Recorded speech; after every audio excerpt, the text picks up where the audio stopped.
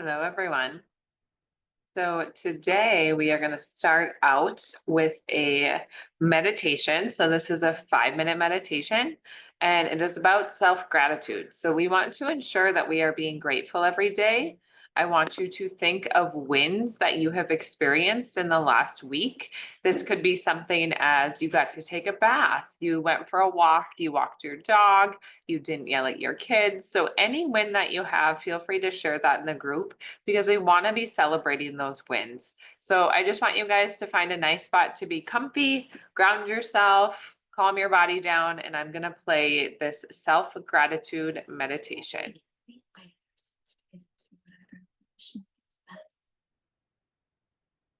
Listening to your body and what it wants and needs, making adjustments as necessary so that you are only using the muscles you absolutely need right now, while letting all others hang soft and loose. As your breath flows as freely as it wishes through your lungs, you invite the forehead muscles to become slack, as well as any other muscles in your face and jaw.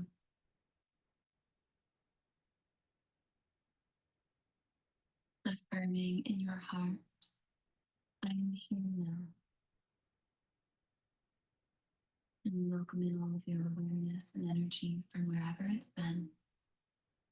And you take a moment to simply observe your breath and body.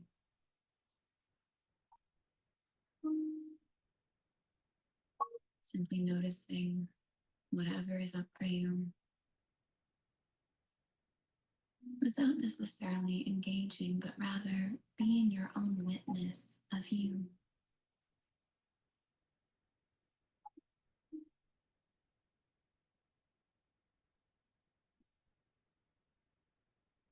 So then invite it to be extra long and deep and cleansing. And when you're ready, release with an extra long exhale.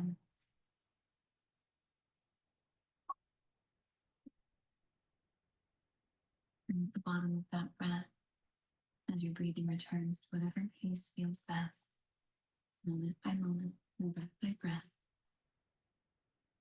you tune in to the center of your heart and affirm, I'm grateful for all that I am. I'm grateful for all I have ever been. Nothing has ever gone wrong, no matter how it may appear. I trust I am on my correct path. And I am grateful to myself for choosing this bold belief, no matter what. I appreciate myself so deeply. I am grateful to be here with me now. Breathe in extra deeply into these sentiments. And let that exhale be extra long and relaxing.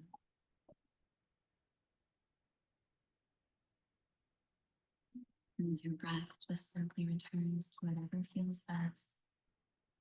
You invite yourself to simply be aware of yourself without judgment, with very little to no engagement, except to simply observe and allow.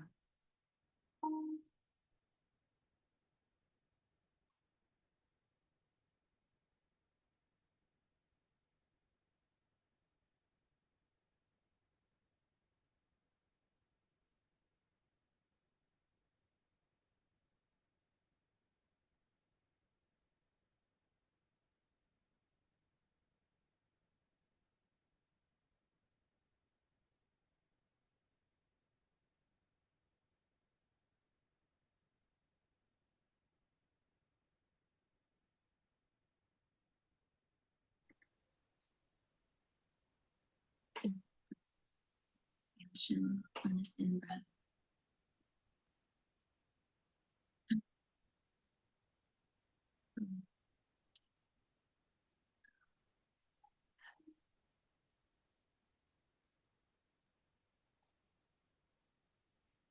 returns to its natural pace, whatever that is for you.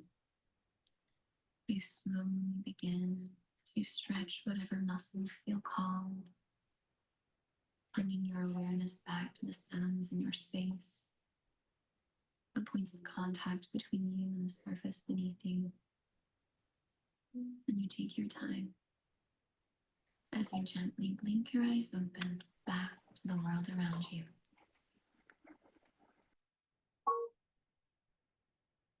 Wonderful job today.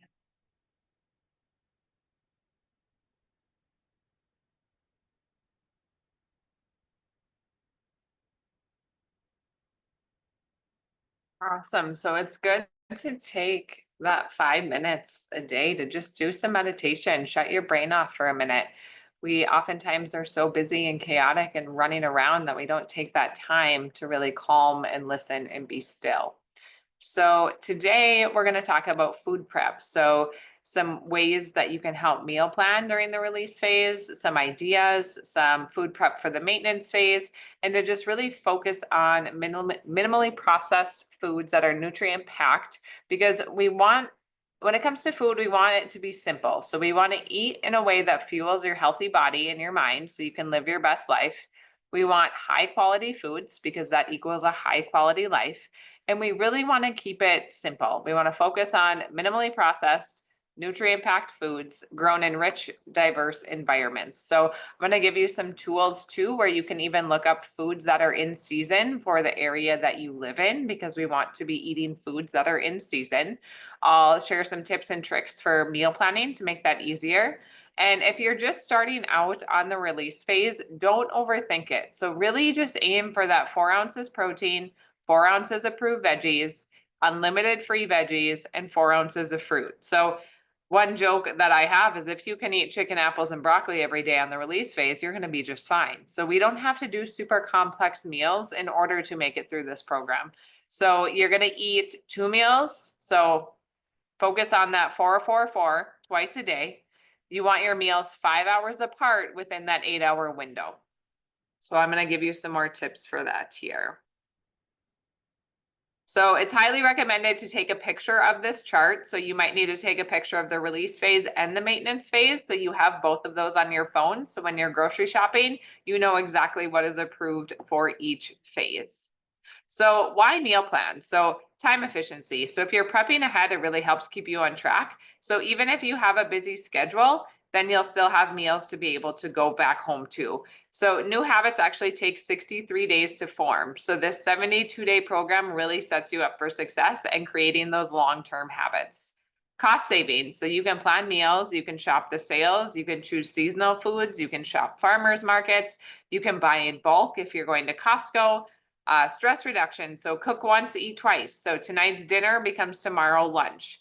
So we can cook extra to be able to be those meals for the next day. And consistency. So we want to simplify the process to build sustaining habits. So how do I start meal prepping if I'm a beginner? So just start small. So begin by preparing just a couple of meals in advance so you don't have to go all out right away. So try doubling the portion of a meal you're already cooking. So like dinner, use those leftovers for lunch the next day. Then you're not overwhelmed and you get to ease into the process. So plan your meals. So choose a few recipes or meal ideas for the week. Keep it simple with meals you already enjoy and are more comfortable making. And remember, it's not about reinventing the wheel, but making your routine more efficient. So consider buying pre-cut or frozen veggies and proteins. This is a really convenient way to save time. So if you're in a pinch and you get home late, if you have some of the pre-cooked chicken and the pre-cut and some broccoli that's frozen, you can throw those on the stove and have a meal in 10 minutes. So you always want to have those options so you're not reaching for easier things like a pizza or a sandwich and just having those carbs and dairy. So those things are convenient. They save you time, especially when you're just starting out. Plus, they can be really easily incorporated into your meals without much prep work. So if you have like a frozen onion and pepper mix, if you have mixed veggies from Costco, they make big bags, frozen spinach, asparagus, pre-cooked turkey or chicken. So weigh those out and freeze. So if you don't want to buy the pre-cooked one, you can do it yourself too. You can pre-cook chicken I actually have a client that vacuum seals all of her meals, so they're just ready to go. So you can put them in Ziploc bags. I pre-chop up a lot of my veggies too to use in soup. So I just portion them out in bags and then I write the portion on the bag so I know how much is in there. You can also marinate your chicken or your veggies and freeze them that way too, and that creates easy access. So I like to do that for fajitas, and then they marinate in those juices for a long time and they taste really good. So storage is key. Use quality containers to keep your meals fresh. Glass containers let you see the contents easily. You can reheat them in the oven. You can reheat them on the stove. So I don't own a microwave. So what I do is I actually put the glass Pyrex dish inside my steamer pan, put a little bit of water in there, put the cover on top, and that reheats my food and it doesn't dirty my pan. So that is an easy way to reheat your food without a microwave. They're perfect for grab and go. So if you pre-portion out all of your meals and they're already in that container, you know that you're getting everything that you need. You probably just need that fruit on the side. So maybe an apple or 2 little cuties, you'd be set to go. So batch cooking. So pick a day when you have extra time. Maybe this is a Sunday and you can cook in bulk. So prepare a few staples. So this might be some grilled chicken, some roasted veggies, a pot of soup. I like to take a sheet pan, make a whole bunch of chicken at once. I do that with veggies too. I'll roast a whole bunch of veggies at once, and then I can portion out all of my meals for the next few days. So it'll give you a variety of options to mix and match. So you can make burrito bowls, you can make different veggies, you could do a mixed blend, so you don't have to be eating the same thing every day. So some time saving tips for busy weekdays. You can use a slow cooker or an Instant Pot for easy meals. Those you can put in and kind of just forget about them until they're done. So you're gonna add all those ingredients in the morning and then dinner's ready when you get home. Embrace leftovers. So cook once, eat twice. Make those larger portions, and this saves time and reduces food waste. And you might find yourself getting creative. Like, don't be afraid to try something new. I made something the other night and my husband was like, "Oh, can you make that again?" I was like, "I literally used leftovers out of the fridge and whipped it up. Like, I don't even know what I did." So don't be afraid to branch out. So set a routine. So establish a routine that works for you. Prep your lunch and your water bottle for, say, work the next day, the night before, then you're more than likely going to take a healthier option and bring your water to work. Set aside a specific time for meal prepping, and a routine really helps streamline your days to be more efficient. So I'm going to drop this Google document into the chat here, and then I'll pull it up. So this one is the weekly meal plan that you can write out if you'd like. And this will help give you an idea of what you need for a shopping list. So we often stick to the same foods and thrive on about 10 staple meals. So to avoid building up those food sensitivities, you really want to tweak your go-to meals and switch things up, because we can eat too much of a good thing. So say you eat carrots every single day, eventually your body's gonna be like, whoa, I've had enough carrots. I need a break. I need to switch it up. So don't be afraid to switch up your veggies. Here is a Google Drive for some jar salads. So this is how to make your layers. So you want to make sure you wash and clean your vegetables. You can do that with a little bit of vinegar. There is a Thieves essential oil fruit and veggie wash you can use. There is a Rocasa fruit and veggie spray. You can use ozone. So just make sure that you're washing and cleaning those veggies. I actually like to use, it's a bottle brush, and that's what I scrub my veggies with. It's really soft. It's for baby bottles and it doesn't break up my veggies, but I can scrub them off. So for the different jar salads, you can make different layers. So layer number 1 is the dressing first. Layer number 2 is more your hard veggies, so it goes over that dressing. Layer number 3 is your like celery, snap peas, peppers, carrots, more of those softer veggies. Layer 4 is your starchy carbs, and this is only if you're in the maintenance phase. Layer 5 is your protein, and layer 6 is your greens. And then you can store those mason jars in your fridge for, I'd say, up to like 5 or 6 days. So then you have them ready to go, all those meals prepped in advance. So sheet pans, I'll share this with you guys too. And I'll put these links under in the Facebook group too. So sheet plan meals for the maintenance phase. So different lean proteins you can use, free veggies, approved veggies, healthy fats and spices. So don't be afraid to branch out. You can put these all on one pan, put some oil during the maintenance phase over the whole thing and spice everything up. So you can make bowls with this. You can make fajitas. You could make lettuce wraps. So change it up a little bit. Sometimes the veggies will cook a little bit faster. So keep that in mind so they don't get mushy. So some power bowls. So if you have ever used ChatGPT, it is awesome for finding recipes. So you can literally type in the prompt, give me ideas for power bowls without gluten, dairy, oil, sugar, potatoes, avocado, or nuts. You could put whatever you want in there and it'll give you a recipe for it. So here is one example of a recipe for a power bowl. But these are nice because you can vary them a lot. So you can use a lot of the same ingredients, but have different flavors and different spice blends. So you're not eating the same thing every day. Grilling or steaming, now that it is getting a little bit warmer outside here in Minnesota, you're probably gonna break out that grill. So don't be afraid to grill or steam. In this picture, you'll see some aluminum foil. I do not promote doing that in aluminum foil. I would lean more towards, they have some stainless steel baskets you can put in your grill. I could not find a picture of those, but use that stainless steel basket to put your veggies in versus aluminum foil. So Brinner, breakfast for dinner. So oftentimes breakfast foods are not that great. We have donuts and cereal and yogurt. And so focusing on foods that are from dinner for breakfast is a better option. And you can even think like spinach, onions, peppers, mushrooms, tomatoes, throw a couple of eggs in there. That really makes for a good breakfast. That would be more on the maintenance phase if you're using the entire egg, or more egg whites if you are on the release phase. So here is the seasonal food guide. I'll pop this in the chat here. So shopping seasonally brings your farm fresh foods closer to your table. So I'm gonna pull this up here. Just give me one sec to adjust this screen here. So when you go to the website, so this is an example. So this is South Florida. So it tells you the produce available in South Florida in late March. Lots, right? Like that is a lot of produce that they have available. If we go to Minnesota, which is where I am located at for late March, not nearly as many things. So try and pick some produce that is in season. I actually have been leaning more towards the mushroom, the garlic, the soups, sweet potatoes. So focus on what is in season for the area that you live. All right. Get this switch back here.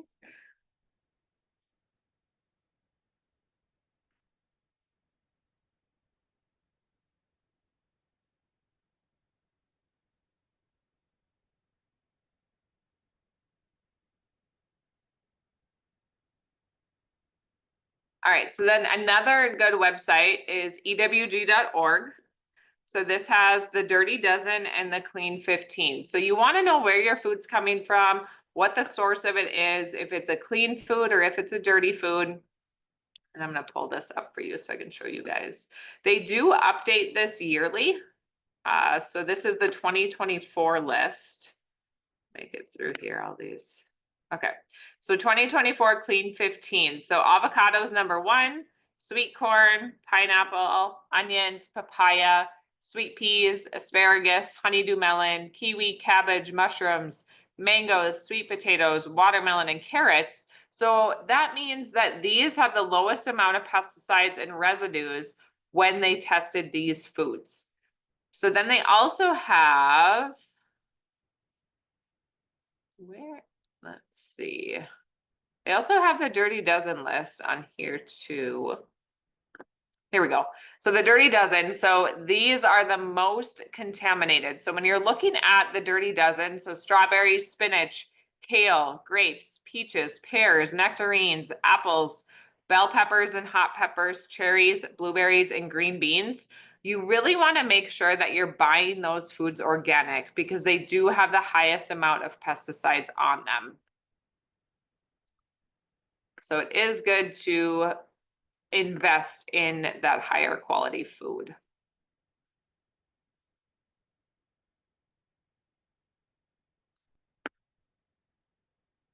Sorry, it gets kind of silly when I change screens here, guys. Okay. Oh, and then I had it on the slide on the next page for Pete's sake. So this one is a little bit different. This is a little older version, but essentially you want to look at the Clean 15 and the Dirty Dozen and make sure that you are buying the Dirty Dozen from an organic source. So some weekly prep, you can do 3 to 4 jar salads. You can put in a little kimchi or sauerkraut for those probiotics. 3 to 4 breakfasts. You can pickle some cucumbers. You can make your own pickles. If you're on the release phase, make sure that your pickles don't have any sugar in them. So focus more on the dill pickles versus the sweet and sour pickles. I also like to cut up a bunch of carrots, hard boil some eggs, and I make sure that I always have fruit on hand for the kids to grab because that's a really good go-to snack.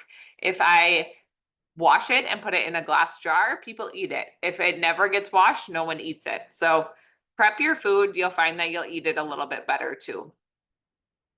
So here's a little video of some Costco finds. Costco items. So Costco has a lot of organic options if you are able to make it to Costco. I find that they have more options than Sam's Club.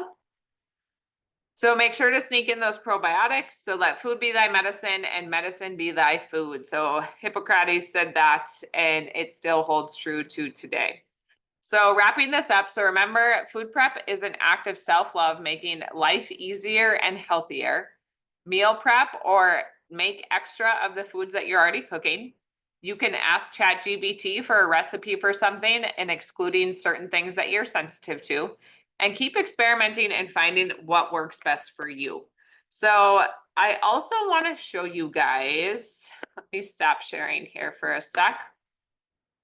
If you are wondering what food sensitivities that you may have, I do have the ability to do some lab testing. So I actually was on the phone or on a Zoom call with the owner of KBMO Labs today. And he was telling us all about their gut barrier tests. I had one done. I'm going to pull my labs up here so I can show you guys what they test for here. But they look at more than just the IgE antibody. They look at the IgG and IgA, I believe it was. So let me share this. So it's looking at more than just what you're extremely sensitive to. All right, so these are my actual lab results from the KBMO test. So it tells me the list of restricted foods. So this has over 4 reactions. The less, or the one step down, the orange foods, and then the yellow foods. So when I show here, so this is a severe reaction, high reaction, and moderate reaction. So this is the Fit 176. So they look at 176 foods. They also look at food dyes, which I like too. And then they break it down by color coordination. So you can see lime, which is kind of funny because I don't eat limes, but I like that they look at that because that might be in things that I'm using. It might be an essential oil blend, so I can cut those out. Peaches are another one for me. Gluten, I did know that that was an issue for me prior to this. And kale, which I thought was also interesting. So you can see where your markers are for each food. And then the gut barrier panel. So this is what I really liked. So they looked at Candida, they looked at zonulin. So this is how leaky is your gut. This oculin or oculidin, that's looking at if the gut junctions are breaking down and kind of disintegrating. And then LPS, that's really looking at leaky gut, and it also goes all the way to your brain. So are these foods impacting your body systemically? So, or is your gut impacting your body systemically on this gut barrier panel? So thankfully I was negative for all of these. I'm very happy to see that. But if you are positive in these areas, it actually brings up an additional graph to see how far into that area are you in the red. So is it just a little bit or is it a lot? How much gut work do you need to do? So if you find that foods are triggering for you, you can't figure it out. And one of the examples that he gave was there was a client that he's like, I know eggs are a problem. I can't eat every time I eat breakfast and I have eggs, I have issues. Well, they did his test. It was actually oranges. He drank orange juice with his eggs every day, was blaming the eggs, and it was actually the orange juice. So that was a cool little correlation there. So let me know if you're interested in any of that, and we can peek at that for you as well, and I can get you some more information. So let me know if you guys need any help, and I'm here to support you.